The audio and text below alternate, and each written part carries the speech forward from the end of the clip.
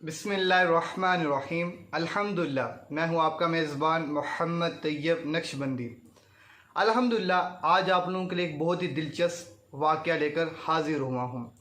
اس واقعے کے اندر ہم جانیں گے کہ طالوت اور جالوت کون تھے اور ان کے درمیان جنگ کیوں ہوئی اور کس کو شکست ہوئی، اور اس واقعے کے اندر ہمارے لیے سیکھنے کے لیے زندگی کے کچھ اصول اور قوانین ہیں اور کامیابی کا راز بھی موجود ہے۔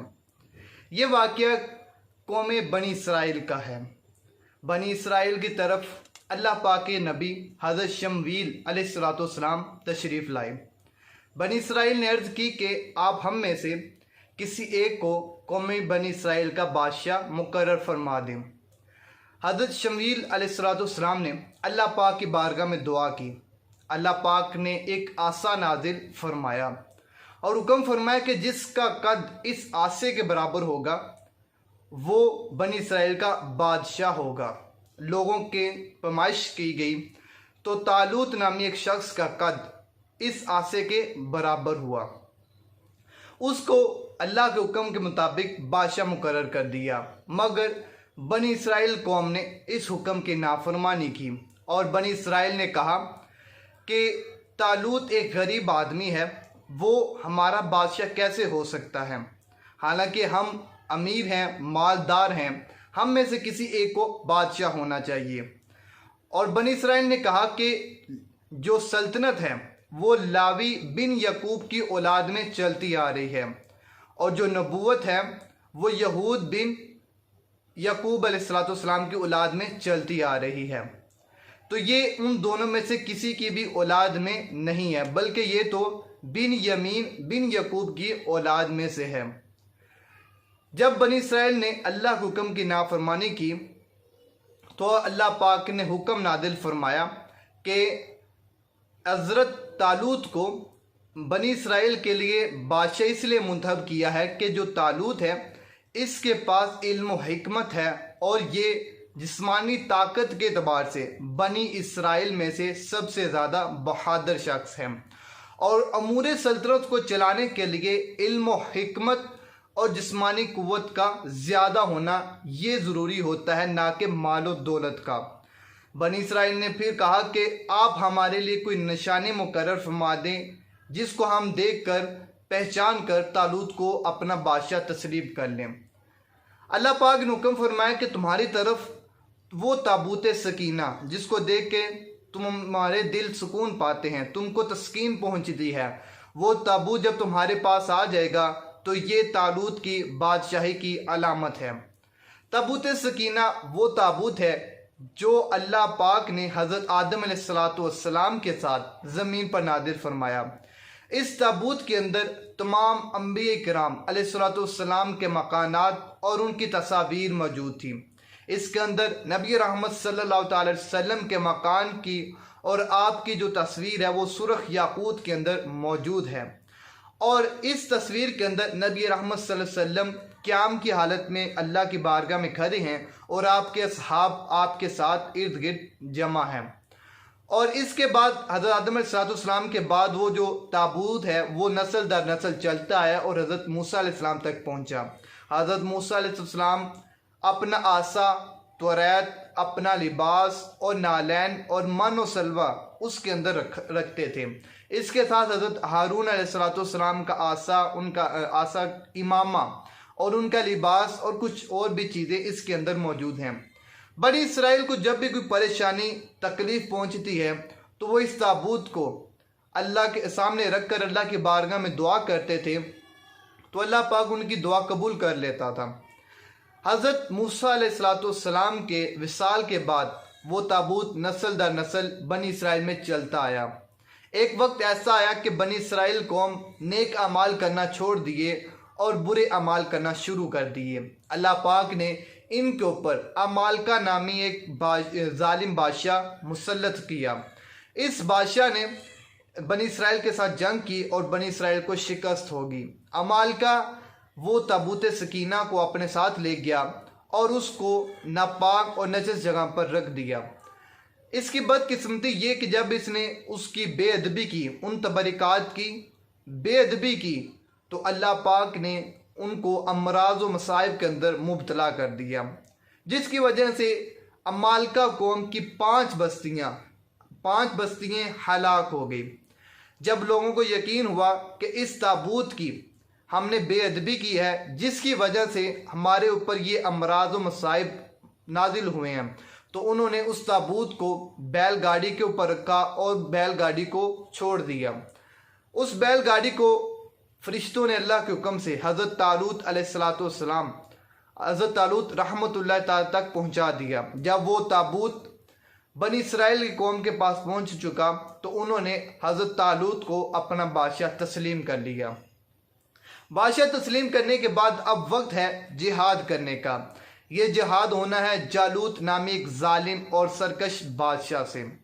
حضرت طالوت رحمۃ اللہ تعالی علیہ نے 70,000 نوجوان بنی اسرائیل میں سے منتخب کیے۔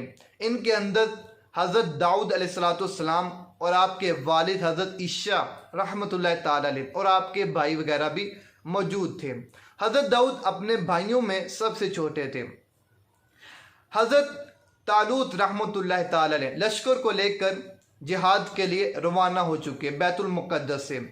جس میدان میں یہ جنگ ہونی تھی، جس علاقے میں، وہ گرم ترین علاقہ تھا۔ راستے کے اندر پیاس کی شدت سے بنی اسرائیل قوم کو بہت زیادہ پیاس لگی، پانی کی حاجت تھی، پانی ختم ہو چکا تھا۔ اللہ پاک کے حکم سے حضرت شمویل نے علیہ السلام نے طالوت رحمۃ اللہ کو حکم کیا کہ بنی اسرائیل کے لیے ایک آزمائش آنے والی ہے۔ طالوت نے اپنی قوم کو کہا کہ عنقریب ایک نہر آنے والی ہے، اس کے ذریعے تمہاری آزمائش کی جائے گی۔ جو اس نہر سے چند گھونٹ پانی پیے گا وہ ہم میں سے رہے گا، اور جو اس میں سیر ہو کر جس نے پانی پی لیا وہ ہم میں سے نہیں ہے۔ جب اس نہر پر پہنچے تو صرف 313 افراد ایسے تھے جنہوں نے حکم الہی کے مطابق چند گھونٹ پانی پیا اور صبر کیا، اور اکثر لشکر نے سیر ہو کر پانی پیا، جس کے نتیجے میں ان کے دل بزدل ہو گئے اور وہ ان کے جو چہرے کے ہونٹ ہیں وہ سیاہ ہو گئے۔ جب میدان میں پہنچے تو جالوت کے لشکر کو دیکھ کے وہ بھاگ اٹھے، اور دوسری طرف جو 313 افراد تھے جنہوں نے اللہ کے حکم سے چند گھونٹ پانی پیا تھا، انہوں نے اللہ کی بارگاہ میں دعا کی کہ یا اللہ ہمارے قدموں کو مضبوط کر دے، ہمارے اوپر اپنی رحمت نازل فرما۔ ایسا بہت بار ہوا ہے کہ ایک چھوٹے گروہ نے بڑے گروہ کو شکست دی ہے۔ آج ہمارے اوپر اپنی رحمت نازل فرما اور ہم کو ثابت قدم رکھ۔ اس کے بعد حضرت طالوت کا مقابلہ تھا جالوت نامی سرکش بادشاہ سے۔ جالوت ایک قدور اور بہت ہی طاقتور ظالم سرکش بادشاہ تھا۔ اس نے اعلان کیا کہ اپنے لشکر میں سے کسی فرد کو بھیجو جو مجھ سے مقابلہ کرے۔ حضرت طالوت رحمۃ اللہ تعالی علیہ نے ان 313 افراد کو کہا کہ تم میں سے جو بھی جالوت کو قتل کرے گا میں اس کو آدھی سلطنت دوں گا اور اپنی بیٹی کا نکاح بھی اس سے کر دوں گا۔ اللہ کے حکم سے حضرت داؤد علیہ السلام جو کہ بیمار تھے اس وقت، اور آپ کا بیماری کی وجہ سے آپ کا رنگ زرد تھا، آپ نے اللہ کے حکم سے اس پیشکش کو قبول کی اور جالوت کے مقابلے میں میدان میں چلے گئے۔ حضرت داؤد علیہ السلام آپ کے ہاتھ میں پتھر پھینکنے والی ایک رسی تھی، آپ نے اس کے اندر پتھر ڈالا اور اس پتھر کو جالوت کی پیشانی پر مارا۔ جیسے ہی وہ پتھر جالوت کی پیشانی پہ لگا تو اس کے سر کے پچھلے حصے سے وہ پتھر نکل گیا اور جالوت ادھر ہی مر گیا۔ اس کے بعد وعدے کے مطابق حضرت طالوت نے اپنی بیٹی کا نکاح حضرت داؤد علیہ السلام سے کیا اور آدھی سلطنت بھی عطا کی۔ ایک مدت کے بعد حضرت طالوت علیہ رحمۃ اللہ تعالی کا وصال ہو جاتا ہے اور پھر ساری سلطنت حضرت داؤد علیہ السلام کو مل جاتی ہے، اور اللہ پاک نے قرآن مجید میں بھی اس کے بارے میں ارشاد فرمایا کہ ہم نے داؤد علیہ السلام کو علم و حکمت اور سلطنت بادشاہت عطا فرمائی۔ اس واقعے میں ہمارے لیے سیکھنے کے لیے چیزیں یہ ہیں، نمبر 1 کہ جب اللہ پاک کا حکم کسی چیز کے بارے میں آ جائے تو اس کی تکمیل کرنی چاہیے۔ اپنی عقل کے گھوڑے اللہ کے حکم کے خلاف نہیں دوڑانے چاہیے۔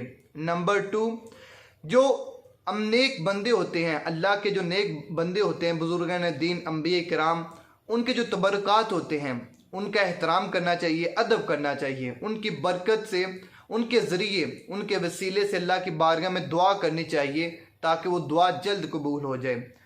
اور جن ہستیوں کے وہ تبرکات ہوتے ہیں ان کی بے ادبی اور گستاخیوں سے بچنا چاہیے۔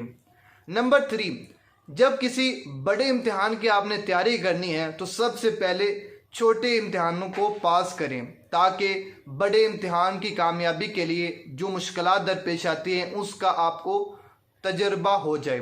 اللہ پاک سے دعا ہے کہ جو کچھ سنا سمجھا اس پر عمل کرنے کی توفیق عطا فرمائے اور اسلام کے مطابق ہم کو زندگی گزارنے کی توفیق عطا فرمائے۔ آمین۔ اجازت دیجیے، اللہ حافظ۔